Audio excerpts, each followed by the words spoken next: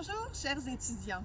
Je me présente, Maryse Rondeau, présidente de l'Association d'éducation préscolaire du Québec. J'ai pour mission aujourd'hui de vous présenter l'AEPQ en ce temps de COVID où est-ce que les représentantes habituelles qui vont dans vos milieux ne peuvent le faire compte tenu de la situation. Je prends quelques instants pour vous féliciter et vous encourager en fonction de votre assiduité au cours et puis votre persévérance pour votre formation. Vous savez, les milieux ont grandement besoin d'enseignants engagés à relever les défis de demain.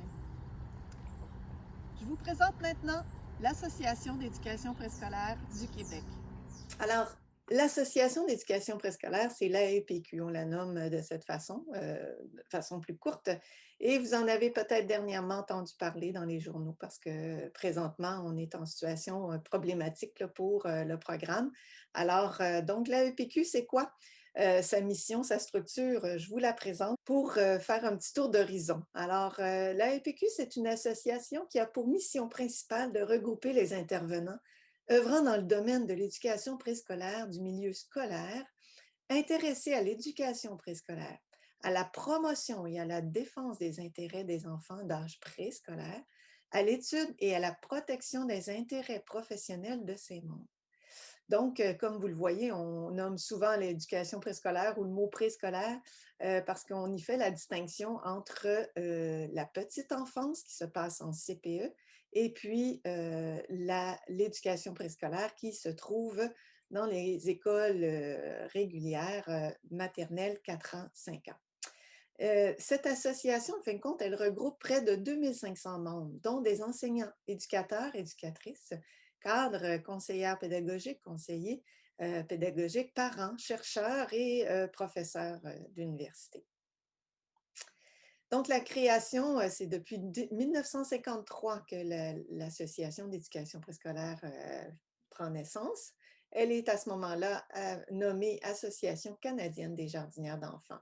Et c'est Jeannette Dalpé qui fonde cette association pour essayer justement de remettre, de créer un lien entre les enseignantes qui étaient isolées, chacune dans leur région. Il faut dire qu'à cette époque, il y avait très, très peu de maternelles.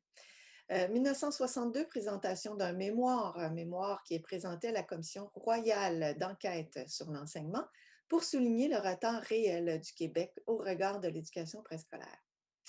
En 1968, fondation de la EPQ. Donc, c'est l'Association canadienne des jardinières d'enfants qui devient l'Association d'éducation préscolaire du Québec.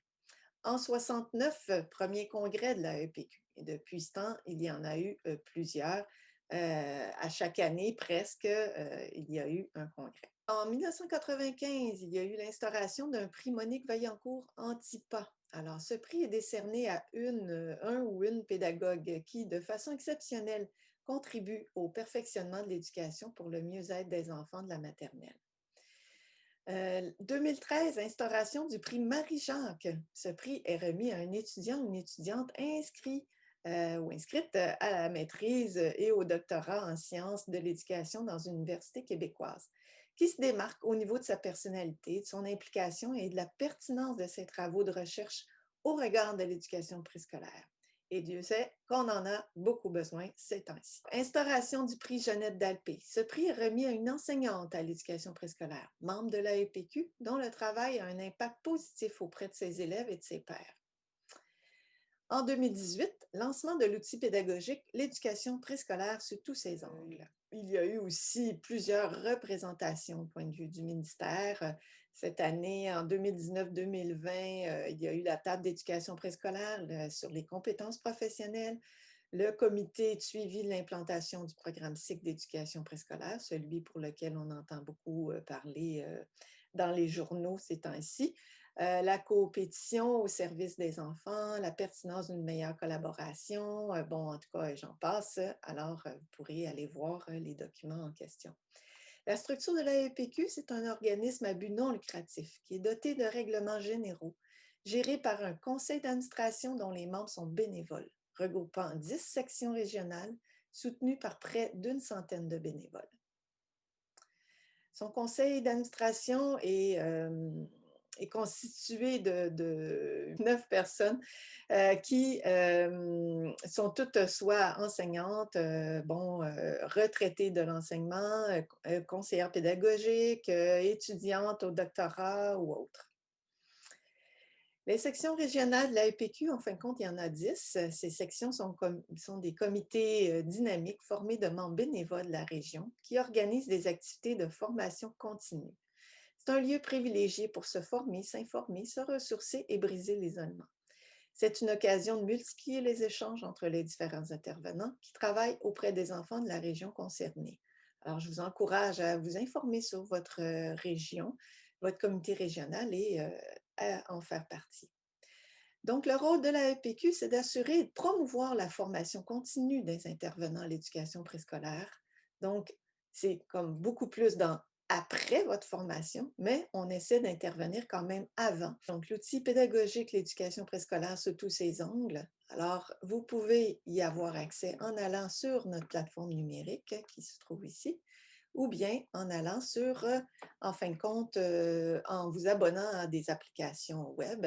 Vous y retrouvez, en fin de compte, toutes les revues préscolaires qui sont ici sur la plateforme numérique, ou bien des dossiers thématiques. Présentement, nous n'avons que 2, l'éthique et développement langagier. Ces dossiers thématiques regroupent, en fin de compte, l'ensemble des articles encore pertinents qui ont été publiés dans la revue préscolaire au fil des ans. Donc, très intéressant pour vous lorsque vous faites de la recherche sur un sujet en particulier, d'aller voir ces dossiers thématiques. Ensuite, l'outil pédagogique. Les outils pédagogiques, il y en a plusieurs. On est en train de rafraîchir le format. Alors donc, on en a 2 vraiment présents là, sur la psychomotricité, alors développement psychomoteur, agir sur le plan sensoriel et moteur à l'éducation préscolaire. Il y en aura d'autres qui s'en viennent. Partir sur une bonne note, en fin de compte, c'est tout l'aspect des routines, comment gérer les routines à l'intérieur de vos activités. Alors, il y en a plusieurs là, qui s'en viennent. Donc, être membre, c'est soutenir votre association en lui donnant les moyens d'être au service de la communauté d'éducation préscolaire, tout en s'engageant à respecter la personnalité, l'unicité, le rythme et les conditions de chacun des enfants. Très important. Développer des activités répondant aux besoins de développement harmonieux des jeunes enfants. Et l'activité, donc en sachant que l'activité spontanée et le jeu sont les moyens que l'enfant privilégie pour s'approprier la réalité, il est donc justifié que ces activités aient une place de choix à la maternelle et que l'espace et le temps soient organisés en conséquence. C'est aussi s'informer et se perfectionner afin d'être toujours à la hauteur des besoins éducatifs des enfants. La EPQ a constamment besoin de bénévoles engagés dans les comités de région, dans le comité organisateur du congrès annuel, au conseil d'administration, dans l'équipe de réalisation de la revue préscolaire. Rien de plus simple pour devenir membre. En un clic, vous êtes inscrit et c'est gratuit. En vous inscrivant à l'infolette, si tel est votre choix, vous devenez automatiquement membre de l'Association d'éducation préscolaire du Québec.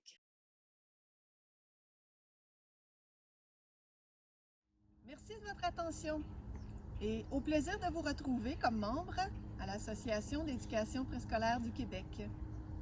Au revoir.